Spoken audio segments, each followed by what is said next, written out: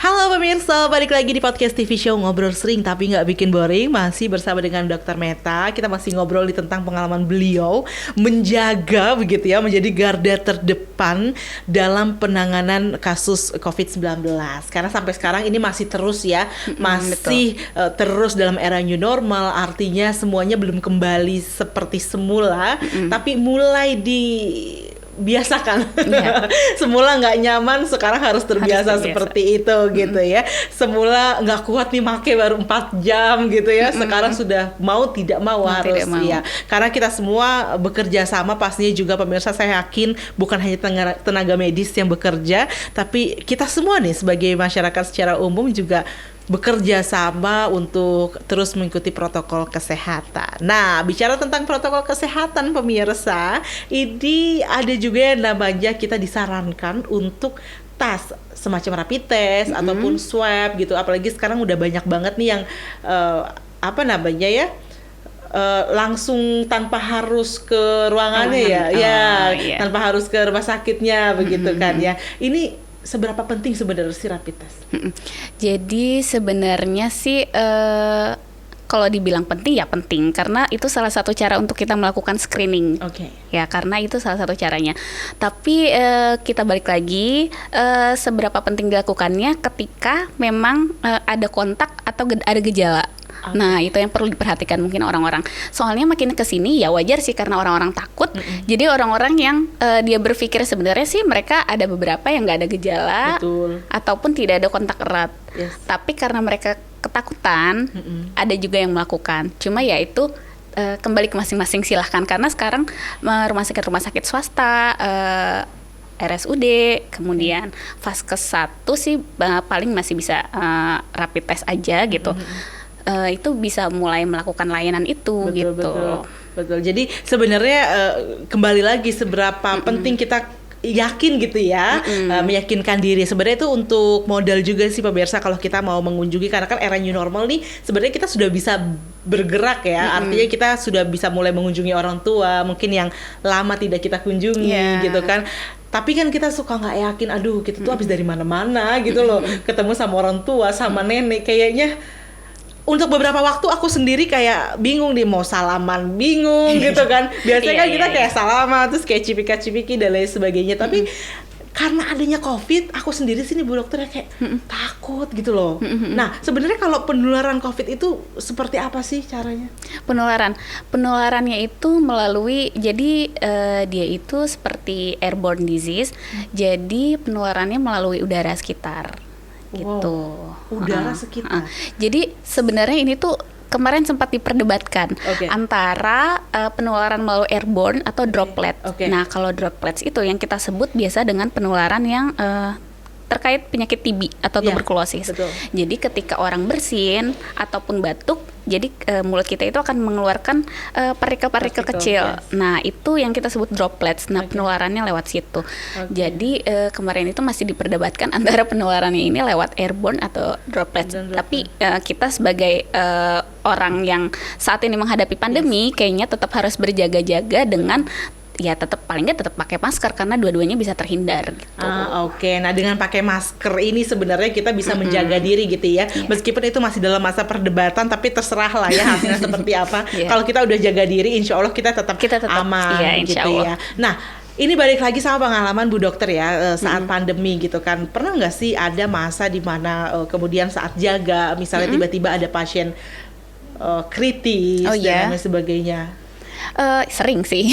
Jadi apalagi ketika masa menghadapi pandemi awal-awal, karena jujur di Indonesia sendiri kan masih meskipun ada dari protokolnya, jadi protap untuk menghadapi COVID ini seperti apa, cuman tetap yang kita hadapi masih gejalanya banyak yang datang dengan gejala yang berat atau dengan kritis gitu. Biasanya banyak sekali. Usia lanjut atau usia muda atau random nih. Nah, ini makanya semenjak pandemi ini baru belajar hal baru sih sebenarnya. Karena tidak terkait dengan usia.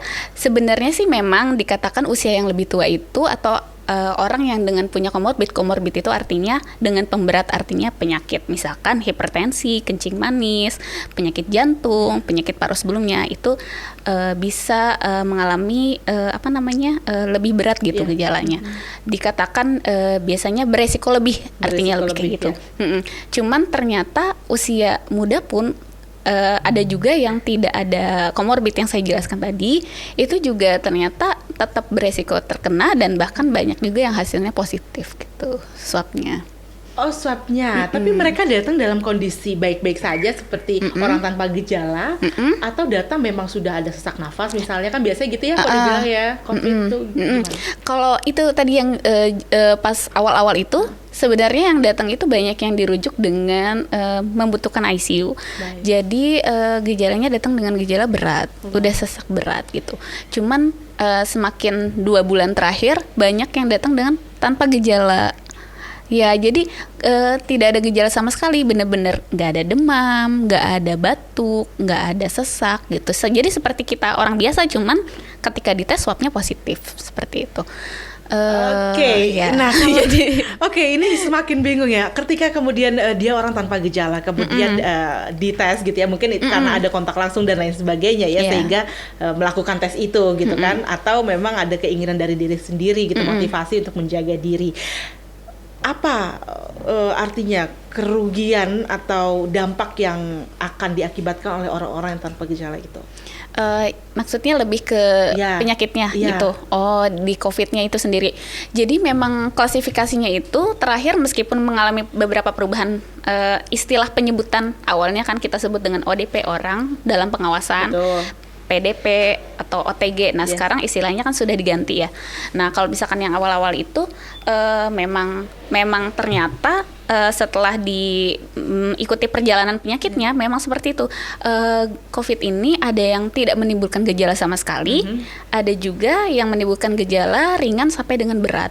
Yang tidak menimbulkan gejala itu tetap merasakan ada, artinya tetap merasakan penyakit nggak sih gitu? Iya, karena dia bisa menularkan, karena sifatnya meskipun dia tanpa gejala, ketika kita melakukan pemeriksaan screening rapid test lalu swab test, kemudian hasil swab testnya positif, artinya kan si orang itu saat ini sedang terinfeksi. Nah, orang yang terinfeksi itu sangat beresiko menularkan ke orang lainnya gitu. Jadi tetap meskipun dia tidak ada gejala seperti orang kita pada umumnya, orang sehat pada umumnya, tapi tetap ketika dia berinteraksi dengan orang dan yang orang sekitarnya itu akan tetap berpotensi untuk menularkan. Makanya disarankan untuk isolasi mandiri biasanya. Betul. Tapi ini yang jadi masalah adalah kalau dia memang ketahuan, artinya ya sempat tes swab gitu.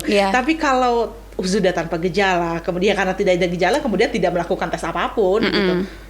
Ini apa? Efek jangka panjang ya? Efek jangka panjangnya ditakutkan dia bisa menularkan ke yang lain. Jadi banyak orang-orang yang terinfeksi yang lainnya gitu. Sedangkan kita kan sedang berperang melawan COVID, sedang menekan angka penularan gitu.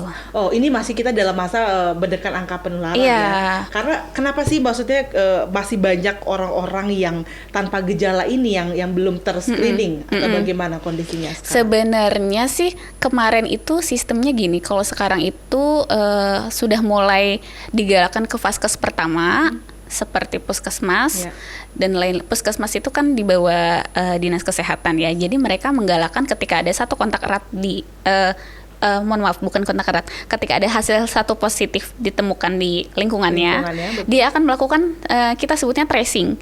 Jadi dia akan menelusuri orang ini selama beberapa hari kemarin itu dia kemana saja dan berinteraksi dengan siapa saja, terutama orang rumahnya yang tinggal satu rumah.